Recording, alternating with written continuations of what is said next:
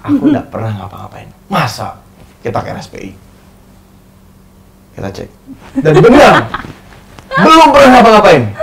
Wah, gue bilang, ada ya? Aku bilang sama dia, kalau aku udah urung-urungan artinya aku belum keluar. Kalau aku sih ya puas-puas aja karena kan aku emang nggak ngerti ya, jujur kayak oh gini ya, kan dia yang ngajarin gitu kan, dia yang ngatur.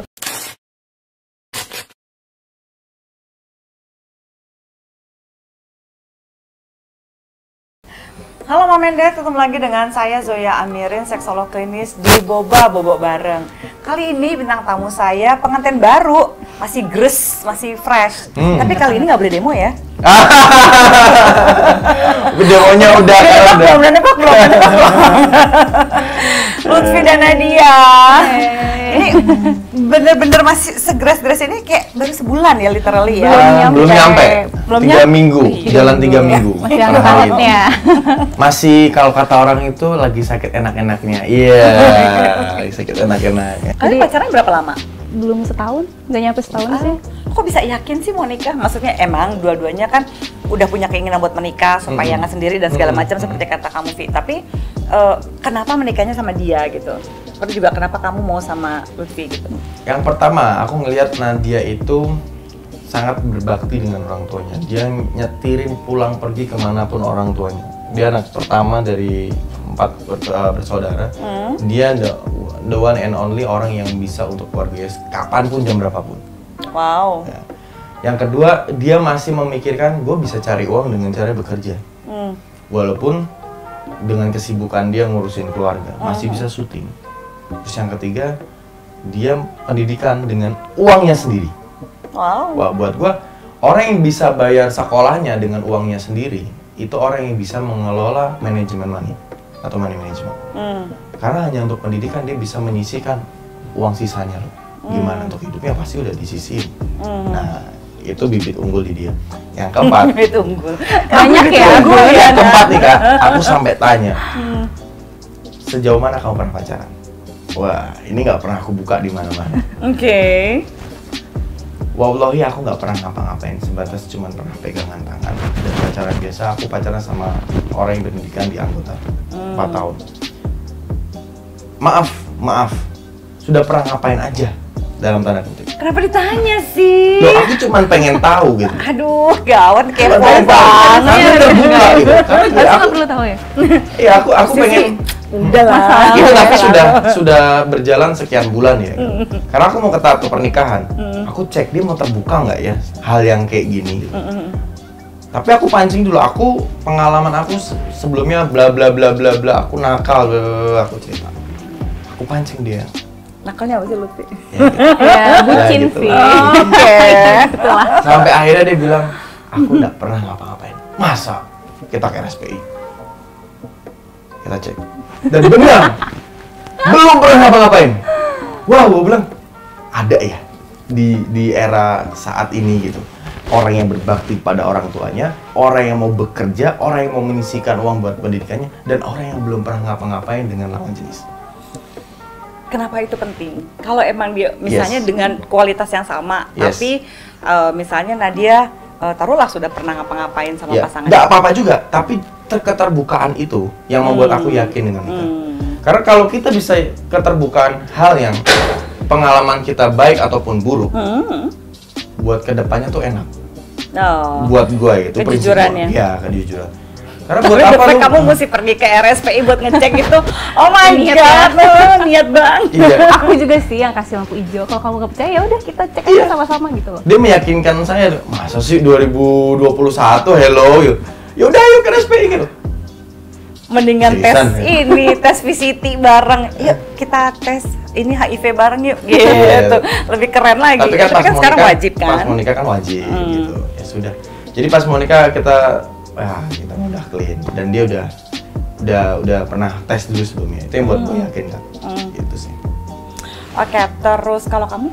Kalau aku sih karena kan aku kan pertama kalau nggak salah nih Putri Pariwisata Banten 2019, right gitu. Jadi biasanya ininya banyak lah gitu ya, apalagi sehubungan sama kuliahnya kan ya, HI ya, gitu. Jadi segala sesuatu berhubungan dengan komunikasi dan segala macam, dan kegiatannya juga putri pariwisata gitu kan, berarti karir kamu benar-benar lagi ongoing gitu. Terus biasanya kalau misalnya perempuan tuh sampai umur 25-an kan bisa ikut banyak kegiatan-kegiatan kayak gini dan sebelum menikah lagi gitu ya. Tapi kenapa kamu mau buru-buru nikah di usia yang sangat muda, yang which is masih banyak yang bisa kamu lakukan selain menikah gitu?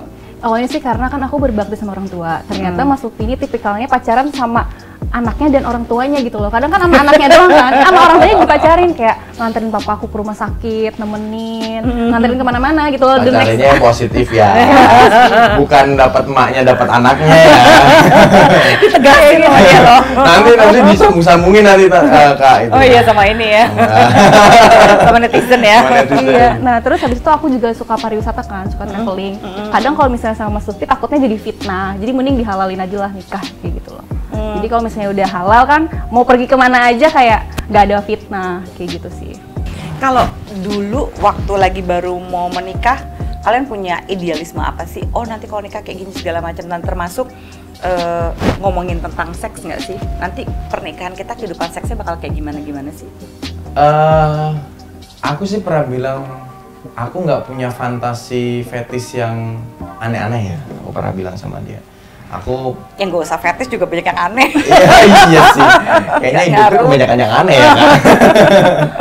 Nggak ada yang aneh-aneh, pokoknya kalau masalah seks ya layani aku layaknya orang yang tahu aku lagi pengen apa enggak. Aku cuma bilang ke dia gitu. Gimana dia caranya? Bukan peramal ya. Ntar dia tahu dari mana kamu Ada logat. Aku bilang sama dia, kalau aku udah urung-urungan artinya aku belum keluar. Nah kalau dia sendiri gimana keinginannya dia? Apakah kamu juga nyaman berkomunikasi sama Lutfi kayak misalnya kurang nih, Vi gitu, aku maunya begini atau gitu. Itu gimana kamu? Kalau aku sih ya puas-puas aja, karena kan aku emang nggak ngerti ya, jujur kayak oh gini ya, kan dia yang ngajarin gitu kan, dia yang ngatur. Oh kamu gini. Belum kan pernah Kak. Tapi aku sebelumnya bilang sih sama Mas Lutfi kayak aku benar-benar belum. Jadi kayak menguasai juga nggak tahu, kayak nonton film itu juga jarang banget. Jadi minta diarahin sama Mas Lutfi. Porno. No. Soalnya ini adalah Nandia itu adalah wanita yang real di zaman saat ini, belajar seks itu setelah sah. Gitu. Jadi dia belum pernah punya pengalaman seks masih bodoh banget sebelum sih, menikah sama sekali gitu. Terus gimana kamu membantu dia untuk bisa mengeksplorasi seksualitasnya, menerima keperempuanannya, dan membuat dia menikmati seksualitasnya tuh gimana caranya kamu? Dengan dia malu-malu itu udah membuat aku semakin naik libidonya. Malam pertama aja tremor ya, Pak. Malam pertama, jadi aku harus ngapain? Nah, aku sempat posting tuh ya di Instagram. Sabar dulu ya, kita sholat dulu, 2 rakaat dulu, bersih-bersih dulu, baru kita melakukan. Dan pada saat mau melakukan, yang ini aku harus di mana? Yaudah kamu diam deh, biar aku aja yang ngurusin. itu fantasinya buat aku sih luar biasa sih. Jadi nggak perlu aku mengarah fetis ke yang lain-lain gitu. As normal. Kenapa sih ngomongnya fetis melulu sih kan? Bukan hanya fetis. Karena gimana ya? Ya namanya laki-laki kan suka fetish sama sensasi. Sexual preference itu berbeda ya. Sexual preference ya maksud aku.